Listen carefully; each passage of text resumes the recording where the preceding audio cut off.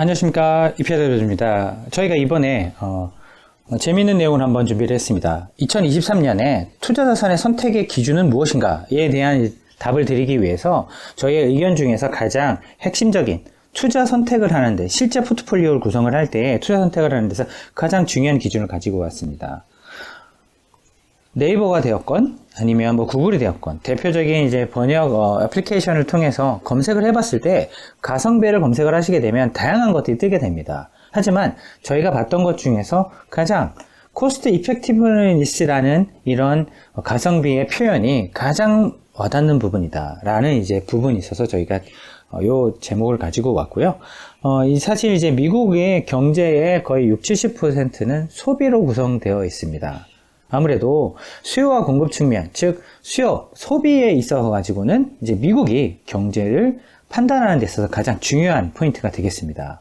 한 60%에서 70% 사이가 이제 거의 소비로 이루어졌기 때문에 경제가, 왜냐하면 이제 기축통화를 쓰고 있기 때문에 미국 달러를 기반으로 한 소비가 글로벌 경제의 흐름을 좌지우지하는 경우가 상당히 많았습니다.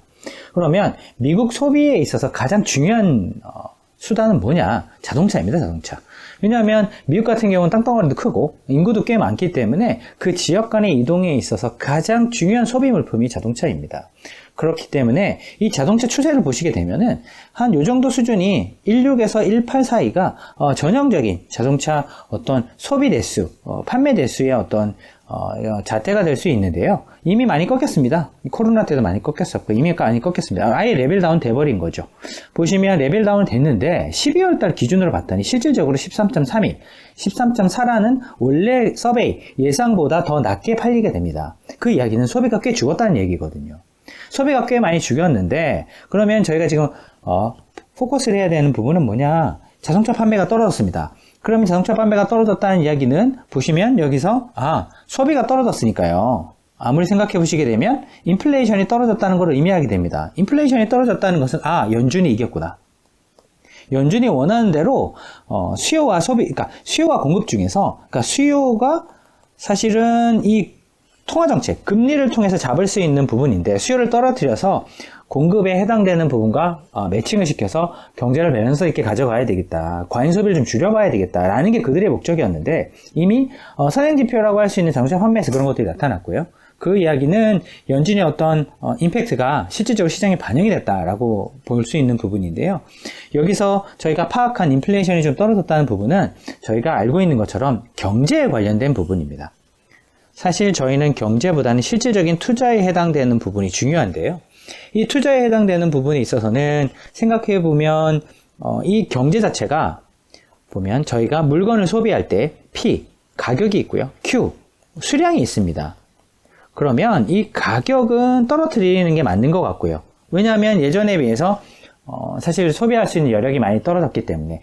근데 수량은 크게 바꾸기가 어렵습니다. 집에 차는 한 대 정도 있어야 되고, 그래서 집에 휴지라든지 아니면 식료품 이런 것들 일정 부분 그 최소한의 수량이 있기 때문에 그 수량을 바꾸기는 어려운데 가격을 떨어뜨리는 방향을 통해서 수요를 좀 줄이게 됩니다. 그럼 이런 현상이 확인이 됐고, 그런 부분에 있어서 가장 대표적인, 가장 비싸면서 가장 필수품이라고 할 수 있는 미국의 필수품이라는 이 자동차의 수량이 떨어진 것을 저희가 지금 보고 계십니다. 따라서 지금 자동차를 선택할 때 있어서도 가성비를 이제 따져보게 되는 거죠. 즉 수량은 줄일 수 없으니까 가격을 좀 낮은 걸 사는데 이왕이면 좀 가성비가 좋은 걸 사야 되는 상황이 벌어진 거죠. 예를 들어서 자동차 투자를 한다. 주식 중에서 자동차 섹터나 자동차 투자를 한다 라고 봤을 때 그럼 가성비의 모델을 제일 많이 가지고 있는 회사를 사면 되겠죠. 그게 아무래도 유리하게 될 것 같고요.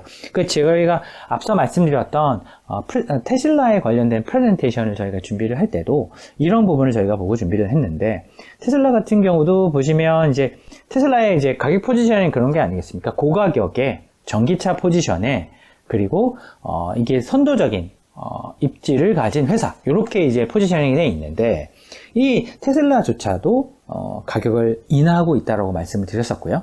그런데 최근에 보니까 더 충격적인 일이 발생을 했습니다. 중국에서의 가격을 떨어뜨렸는데 미국에서 판매하는 가격보다 거의 절반 가격, 거의 40%가 넘는 45% 정도의 가격을 인하한 걸로서 나타났는데, 그렇다고 한다면 정말로 가성비가 중요한 시대가 왔다는 것을 이런 부분을 통해서도 테슬라를 통해서도 확인될 수 있는 부분입니다. 그렇다고 한다면 뭐 예를 들면 그럼 테슬라를 그러면은 지금 높은 가격에 팔고 있는 차니까 근데 전기를 쓰니까 훨씬 더 장기적으로 봤을 때는 좋은 가성비를 가진 거 아니냐라고 이제 얘기를 할 수도 있는데요. 근데 여기에 함정이 있습니다. 지금 단기적으로 금리가 너무 높아졌기 때문에 단기적인 기회비용이 너무 크고요. 그러니까 10년, 20년 뒤에 보다는 당장 지금 돈을 아낄 수 있는 그런 가성비 소비를 할 가능성이 높아졌다. 그러면 기간이 길어지면 길어질수록 기회비용이 높아졌기 때문에 당장 경제적으로 유리한 자산을 선택하는 게 맞는 시기가 되었다라는 것을 저희가 확인할 수 있게 되고요. 그럼 테슬라 말고 그럼 자동차를 만약에 내가 투자를 하겠다라고 생각하게 된다고 한다면 가성비 모델을 많이 가지고 있는 업체가 어디입니까? 한국과 일본 자동차 업체입니다. 따라서 만약에 내가 자동차를 꼭 사야 되겠다, 자동차에 투자를 해야 되겠다, 주식을 사고 싶은데 그중에 특히나 자동차를 사고 싶다라고 했을 때는 아무래도 이런 가성비 모델을 많이 가지고 있는 업체들을 사는 게 유리한 그런 국면이다라고 볼 수 있고요. 그러면 향후에 그럼 이런 부분에 있어서 그러면 자산을 선택할 때 뭐 주식도 마찬가지고요, 채권도 마찬가지고요. 이런 가성비가 뛰어난 뭐 예를 들어서 채권 같은 경우도 마찬가지입니다. 예를 들어서 만기에 비해서 높은 금리를 지급하는, 그러니까 기회비용에 의해서 높은 금리를 지급하는 게 아무래도 가성비가 뛰어난 거 아니겠습니까? 물론 이제 신용도 고려를 해야 되겠죠.